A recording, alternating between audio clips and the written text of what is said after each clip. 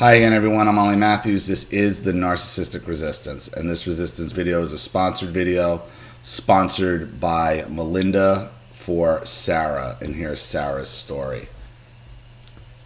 I will need a sponsor for my video, Ollie, because I am dirt broke and I have gotten no contact. This is Sarah, the one you did the video for about the religious narc, and I wanted to go in the depths of my childhood this time. I feel like my story could help someone who has dealt with loneliness and being lied on by the narcissist. Here is my story, and I believe her video was "Don't let the narcissist corner the market. I'm talking to God." Hello, Ollie. I went no contact. What's going on? Narcissistic mother on Monday. I guess with your narcissistic mother on Monday. I packed one suitcase that I got from Walmart for $50 and boarded a bus straight to the north. I am done with narcissistic abuse. I have put up with it my whole life. Upon leaving, I had to change my number because I was getting so many text messages and phone calls from my narcissist. I couldn't even check my email without her calling. The narcissist is trying her best to get me to come back home by sending lots of emails saying that she put me in mental institutions because I was hurting myself. But lo and behold, she was causing the hurt, and I was doing to myself by abusing me physically, mentally, and emotionally. During these times of abuse, I had no one to go to, not even my own father, because he was and still is her enabler. The depths of my childhood is nothing but horror stories, but today I will tell you that story. When I was 11 years old, my parents got a divorce. My mother brainwashed me into thinking it was a great thing because daddy was mean and paid no attention to her. Right from the get, she makes it about her, not about what kind of father your dad is. At the time, I thought my dad was lazy, dumb, and selfish because that's what my narc mother was feeding me. My narc mother would smear campaign my dad's family on a daily basis, insulting his elderly mom and calling his sister bitches. This was going on during my tweens, and it is the reason why today my dad's family is no contact with me. My mother would isolate me from them, not wanting me to spend time with them. She would tell me very bad things about them, but I was only 11, so what could a little girl do but believe her mother? This never stopped. Once my father left, my mother became a different person. She would often tell me things little girls should not know.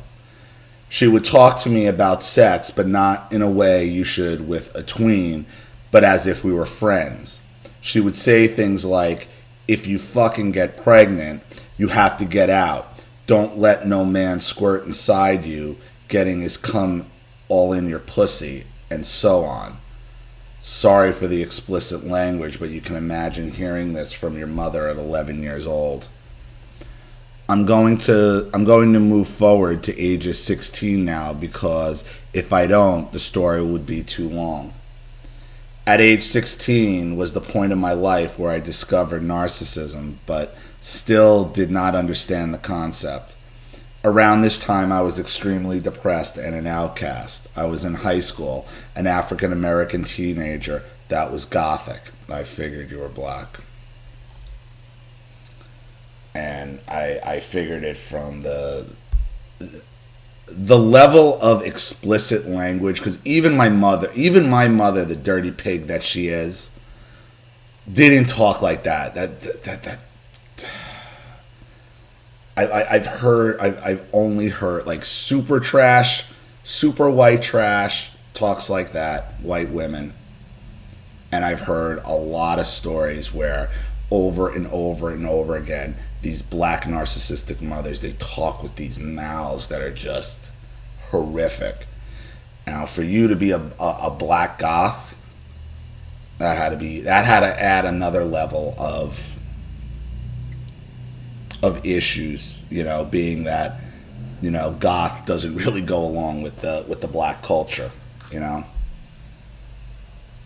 I was bullied tremendously until the point where I would skip class and just pray and ask God, why did I exist? I would tell my mom repeatedly I was being picked on, and she would just say, tell. The bullying got worse. I would go to school, get bullied all day. Then I would come home to my narc mother screaming out at me about doing daily chores. During this time, my flying monkey sister was out currently preparing to have my future 4 nieces from 3 different baby daddies, so she was not in the picture. My sister was once the golden child, but for some reason she went the other route in life and fucked up big time. I'm not saying my nieces were a mistake. I'm saying throwing away a full ride scholarship to a college because there are too many white people is the dumbest thing I ever heard. But hey, when you are the golden child, you really aren't that smart now, are you? And this is something that's happened with the entire black community, that you know what they're telling you when they're telling you, black people, to stay away from white people, to run away from white people, that what they have been telling you since the 60s is to run away from American culture. That's what they're telling you. That's what they're telling you, and your sister bought that line, hook, line, and sinker, actually continuing on the detriment to black people and black society. Instead of being educated, she went off and had 4 kids with 3 different baby daddies. But she's not around white people. That's not acting white.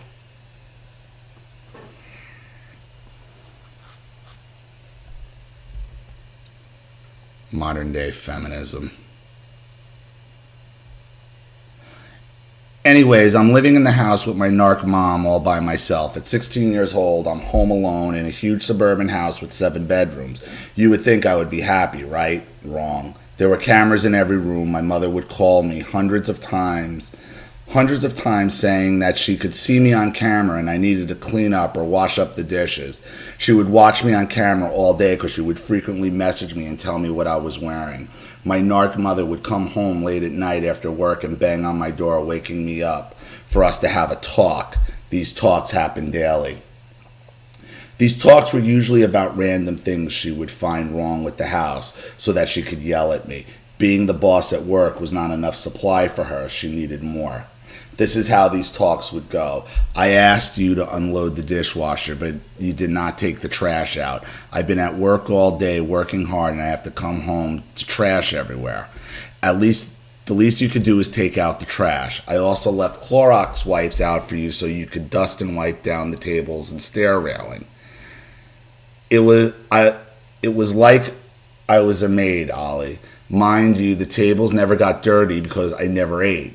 I had an eating disorder at the time. Why did I have an eating disorder? Well, due to me skipping class and one day getting smart with one of my bullies and lashing out on them, the principal told my mom maybe I should see a therapist, which later turned into ADHD. So there I was on Adderall, 80 milligrams twice a day. What? No wonder you're a rail. You can't eat on Adderall. It takes 10 milligrams takes away your appetite. I was on 10 milligrams of Adderall for a year and I couldn't eat. 80 milligrams? Holy fuck. It's methamphetamine. That's just, you might as well be smoking meth on 80 milligrams. It's the same shit. My side effects were not eating and sleeping. Yeah, no shit. It's straight methamphetamine, speed. 80 milligrams. Who the fuck gave you 80 milligrams a day of Adderall? I did not sleep for 2 years. I promise you this. I promise you, Ollie, this is the truth. No, I believe it on 80 grams of Adderall. For 2 years, I did not sleep and was underweight. At 5'7", I was only 110 pounds. So back to the clean tables, can you imagine how spotless they were? The only thing I could stomach was spit. And the talk, she would go into her room and slam the door. And that was it for my real life interaction for the day. None at school because I had no friends from being bullied, and none at home because I had no family talk due to her smear campaigns to my dad's family. So I was lonely, Ollie, and depressed, and that's when I started to self-harm. I felt trapped at 16. If you're wondering why I didn't run away, I did. That's how I ended up in a mental institution the first time. The first time I tried to run away, my mother pepper sprayed me. This would happen on a regular basis after this incident. Your mother just treats you like an animal. She pepper sprayed me and I got very enraged and decided this is it. I'd rather die. I tried to hang myself on my bed, being underweight. I succeed. The bed actually broke. It was a bunk bed. Could you imagine how pitiful I look with water pepper sprayed eyes and a scarf around my neck hanging from a broken bed? The cops came in and forced me into an ambulance bed where I was hauled off to a mental institution for the first time. I was in the mental institution for about 2 months at age 16. I missed a lot of school, my mother would tell me every time she visited me. When I finally left the mental hospital, I was prescribed Geodon for bipolar. I know for a fact I was not bipolar, I was just living in an environment. The meds made me extremely sleepy. When I first took one pill, I remember being in the car with my mom and her saying, "I'm taking you to school." I told her my meds made me feel sleepy, but she still took me.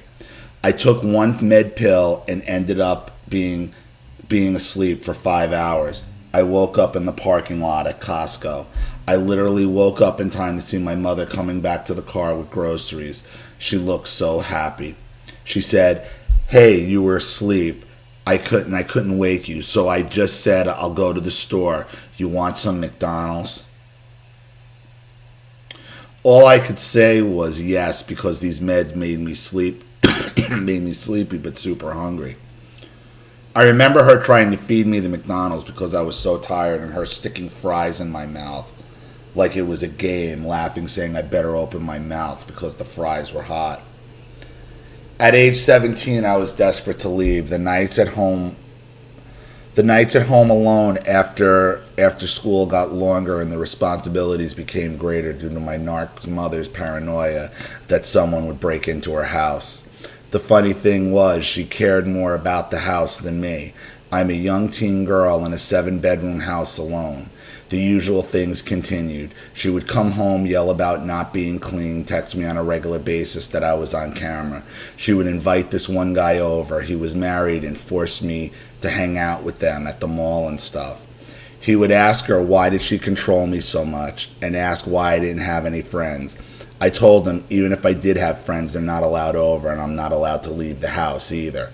And the guy felt so bad for me that he didn't say anything. Things got weird, Ollie. Please believe me. My mother would start to come into my room at night. She would just stand over my bed and stare at me. I would wake up panicked and jump and say, "What are you doing?" And she would just laugh and run out. Yeah, because she's trying to keep you in a state of mania. She's trying to keep you in a state of constant mania. This went on until I turned 18. When I turned 18, her narc mode was full on. I would move back and forth from her house to my dad's place. Why didn't I just stay with him? Because I was young and dumb and kept falling for my narc's love bombing.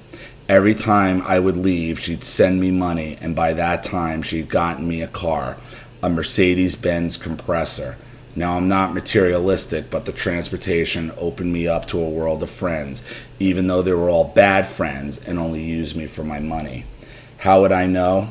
I never had friends before. I spent ages 11 to 17 in the house, cleaning and watching adult films alone because I was not motioned and I was lonely and had nothing else to do. My narc would control me with the car, as they always do. I could only go places if she gave me the keys, so eventually I just stopped caring for the car. At 18 is where the shit hit the fan. After she talked to me my whole life about sex, she started to show me her private parts. Jesus. I should have left, but then she had the money. So as far as I knew from being brainwashed, my future was in her hands. When she would get upset with me at age 18, she would pepper spray me. How fucking animalistic. my bed, she pepper sprayed me, my bed, my underwear. This is the cruelty of black mothers. This is what happens. This is what happens in the black community.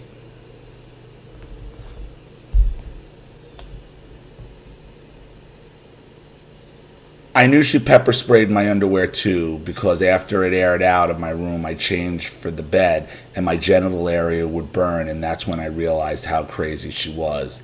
On the days the pepper spray did not work, she would pull down her pants and moon me her butt. This deeply disturbed me and offended me. You're wondering why I didn't just run away? Because I had been brainwashed into thinking if I left, I would be a loser. And I also was attending college by using the car she gave me only for school. I was stuck. I felt stuck. I was mentally stuck too, with all the pepper spray and the private parts I was seeing. She continued standing over my bed at night, nagging me after school about cleaning and pepper spraying me when I did not obey her. One day I lashed out at her and said, "That's it, I'm moving." She called the police and lied on me, saying I was trying to kill myself. Guess what? I was hauled off again to the mental hospital, this time being labeled as having psychosis. I will just give you a list of meds I was on: Adderall, Geodon, Strattera, Abilify, Concerta, Seroquel. My body felt like a machine. Fast forward to 19, I began to go to church. After all the hell I had been through, I knew there has to be a God to punish sick people like this. When I got involved in the church, my narc mom left the church because no longer was she getting any attention. I was because they were impressed by a gothic girl who had been through so much and would even step foot in the church to get saved. That's not why she left the church. She left the church so she wasn't exposed. It's the same reason why my ex-wife fired and then father fired 4 different therapists when I was going through. Because every time they told her something they didn't want to hear, she gets rid of them. This is what narcs do. This is why your mother hides you and incarcerates you so she doesn't get caught in her fucking brutality. She didn't want you telling everybody at the church that the bitch pepper sprays you and pepper sprays your bed and your underwear. She wasn't jealous of you. She was terrified you were going to talk.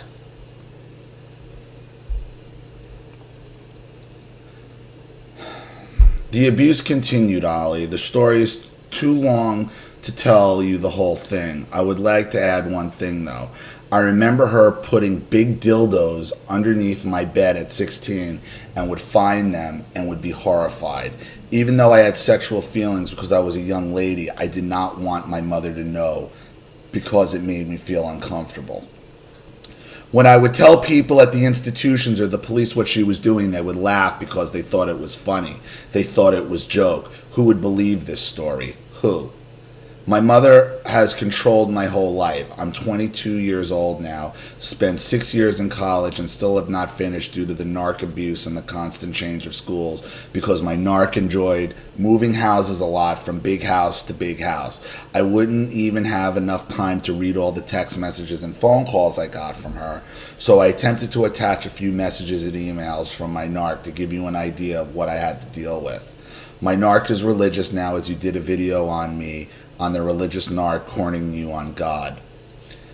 I went no contact as of Wednesday after all the years of abuse. Can you imagine how many emails and phone calls I've gotten? I've had to change my number just to be able to sleep at my father's. My narc mom is now living in the South with my flying monkey sister and her 4 kids. God help the children. God help the children. Hopefully they will not turn into a narcissist themselves because I saw many narcissistic traits before I moved. No, she will take one of those kids and turn them into you. That's what she's going to do. To turn, because this is what black mothers like to do. They like to take one daughter and turn them into fucking Black Cinderella. Keep them locked up and abused. That's what they do. And it's all about keeping you under control and keeping you hidden. I want to say one more time, at 22 years old, after all the years of abuse and lies and being hauled off into mental institutions against my will, I am free. I packed one suitcase I bought from Walmart for $50, full of a few clothes and products I would need to survive, and went to go stay with my father. Hopefully he holds off long enough to realize my mother is crazy and will allow me to continue to live with him. She abused him as well, but that's his responsibility to tell his own story. Yeah, he's been alienated from his daughter, and he does have a story to tell. I'm not living with my father just as of yesterday. This is the first time going no contact for good, so please keep me in your prayers and hopes I never go back.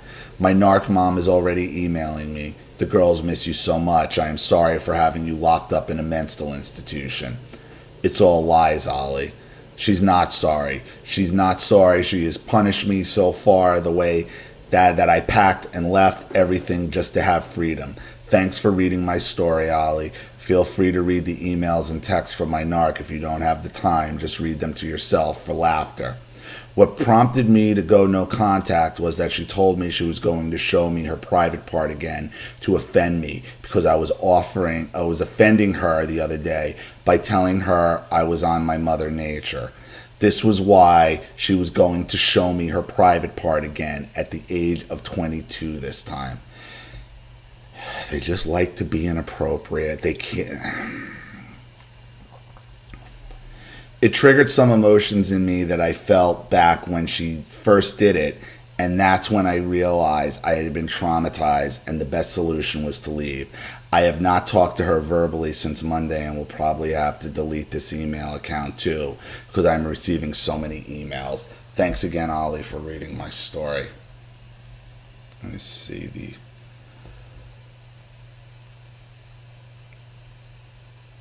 I'm sorry for ever calling Kingswood. I thought I was helping you not hurt yourself anymore by cutting your wrists. God knows my heart.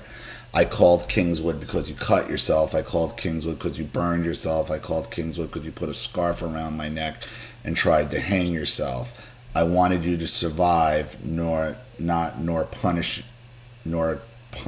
hurt or punish you. God forgives all sins. I forgive you for the cursing all the time. God forgives all sins. I forgive you for all the cursing, for all the times you have pushed me. I pray you can find it in your heart to forgive yourself and to forgive yourself. So again, she's still blaming you. Fuck this cunt. She's a monster. She's an animal. She's a goddamn savage. She's a goddamn fucking savage.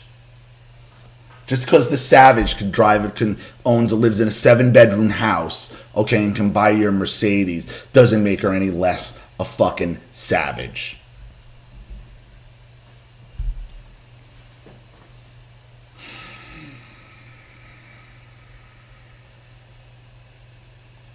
How do you pepper spray your own kid? I know how you do it. And believe me, I've been there. If I can have a bat turned on me, it can happen. Terrible. Terrible, terrible. You should never go back, okay? Because this is just another example of Cinderella, okay? And Cinderella was kept in a constant state of mania. Constant state of mania, so you can't think straight. Understand something. Your mother left that church not because she was jealous, because she was scared of exposure. They keep you in mania so they are not exposed. Understand that. She is terrified because she don't know what you're telling your dad right now. She don't know what you're telling to who right now, and she is fucking freaked out. The cameras, if she's got cameras, I guarantee you they're being recorded. If she's watching you remotely, they're being recorded somewhere on some sort of DVR. Who does that? Who installed them? What the hell? Where does their money come from? Jesus. So, keep in mind your mother is just rank. just rank nasty. I dealt with a mother like that. Rank nasty, and you're not alone. I can't tell you how many black women tell the same story, similar stories of just nastiness from their mother. Another black Cinderella, kept in a state of mania. Why? So their own abuse is not exposed. So I hope that helps. Thank you so much, Melinda, for sponsoring. Thank you, Sarah, for your story. I hope it helps. Thank you to everybody watching. Please leave any opinions or advice in the comments section below. And again, if you want your story read on the channel, you have a topic you'd like me to cover, a narcissist you'd like to expose, you'd like to set up Skype, a phone call, have a private video made, or a Facebook live chat, or you'd like to sponsor a video like this for someone who needs help and can't afford it, or just make a contribution to the channel in general to keep it supported, growing, and expanding. Because remember, this channel survives 100% on contributions from all of you. Without you, all of this goes away. So if you like what you see here and you want to see more videos like this, you know what to do with the PayPal and email links in the description box. Also, please like and share this video wherever you can. Subscribe to my channel if you haven't, and be sure to click the subscription bell to be notified of all my video uploads. I'm Ollie Matthews. This has been The Narcissistic Resistance.